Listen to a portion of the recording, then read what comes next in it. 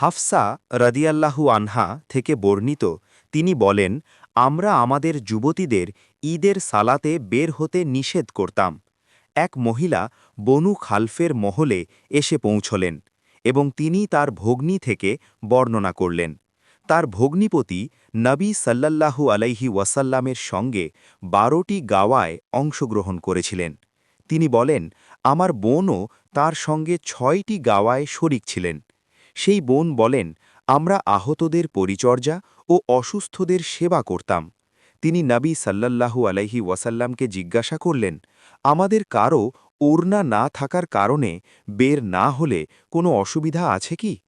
রসুলুল্লাহ সাল্লাল্লাহু আলাইহি ওয়াসাল্লাম বললেন, তার সাথীর ওড়না তাকে পরিয়ে দেবে, যাতে সে ভালো মজলিসে ও মুমিনদের দুয়ায় শরিক হতে পারে।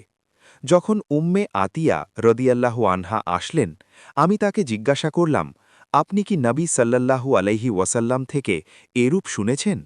উত্তরে তিনি বললেন, আমার পিতা তার জন্য কুরবান হোক। হ্যাঁ, তিনি এরূপ বলেছিলেন।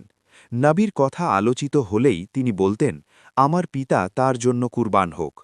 আমি নবী সাল্লাল্লাহু আলাইহি ওয়াসাল্লামকে বলতে শুনেছি যে যুবতী, পর্দানসীন ও ঋতুবতী মহিলারা বের হবে এবং ভালো স্থানে ও মুমিনদের দুয়ায় অংশগ্রহণ করবে। অবশ্য ঋতুবতী মহিলা ঈদগাহ থেকে দূরে থাকবে।